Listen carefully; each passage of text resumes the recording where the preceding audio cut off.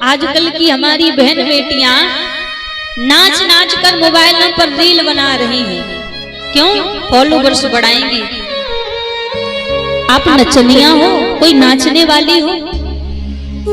जो आप घर घर में बैठे लोगों का आप मनोरंजन कर रही हो, आप कोई नाचने वाली हो?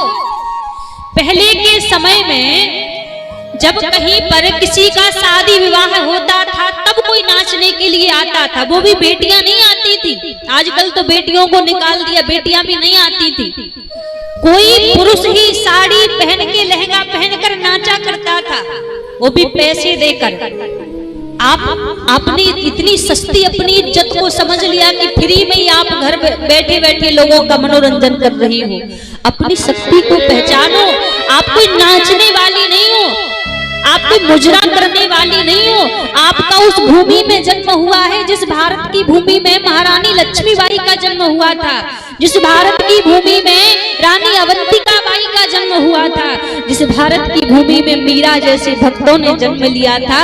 आप तो उस भूमि की बेटी हो। ये हमारे संस्कार नहीं है।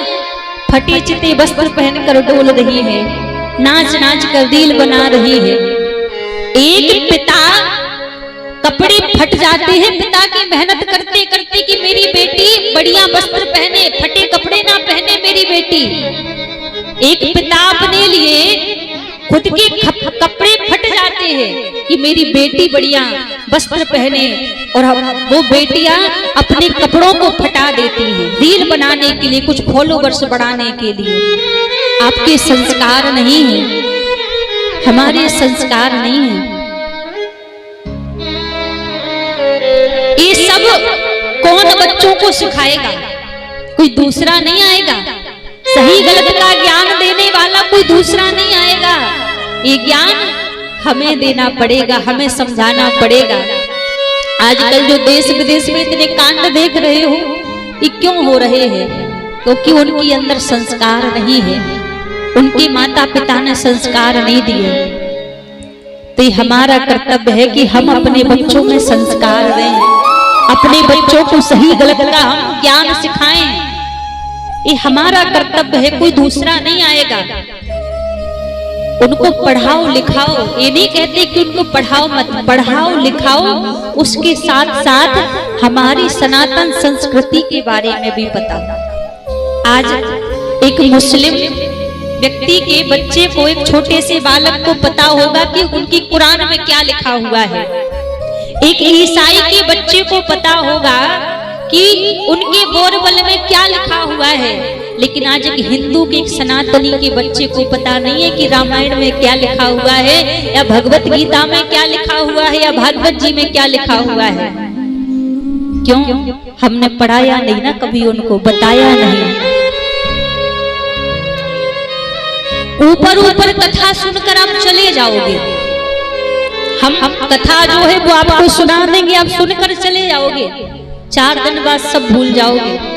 लेकिन कथा के माध्यम से यदि आपने अपने संस्कारों को बचा लिया, अपने घर के संस्कारों को बचा लिया, तो हो सकता है आपका इस कथा में आना भी सफल हो जाए, कथा को सुनना भी सफल हो जाए।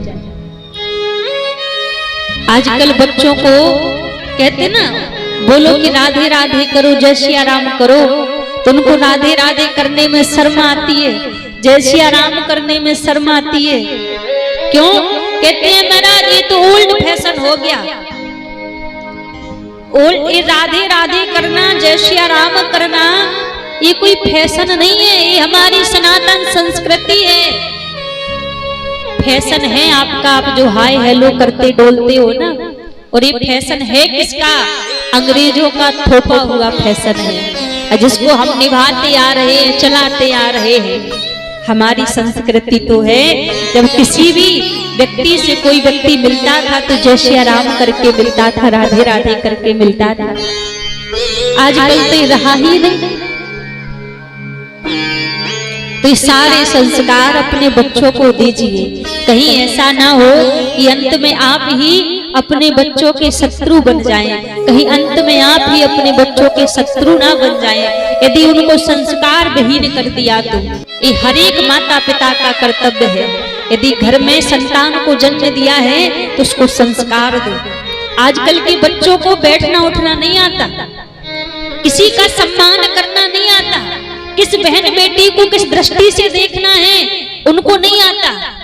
क्यों? हमने सिखाया नहीं, हमने बताया नहीं। कभी हमने अपने बेटे को अपने पास बिठाकर ये नहीं सिखाया कि बेटा जैसे घर में ये तेरी बहन है, तू घर से बाहर किसी भी यदि बेटी के ऊपर दृष्टि डालना तो अपनी बहन की बराबर से उसको देखना। कभी किसी पिता ने नहीं सिखाया, कभी किसी कोई माँ नहीं सिखाती।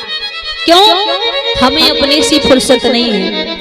हम दूसरे 4 लोगों के पास में बैठकर इधर उधर की बातें करके 2-2 4-4 घंटे बिता देते हैं, एक दूसरे की बुराई कर करके। बहन बेटा के मोबाइल तो दे दिए हैं, हाँ बेटा खूब चलाओ, लेकिन उसके बाद तो दे दिए हैं, हाँ बेटा खूब चलाओ, लेकिन उसके बाद ये नहीं देख रहे कि वो उस मोबाइल में कर क्या रही है।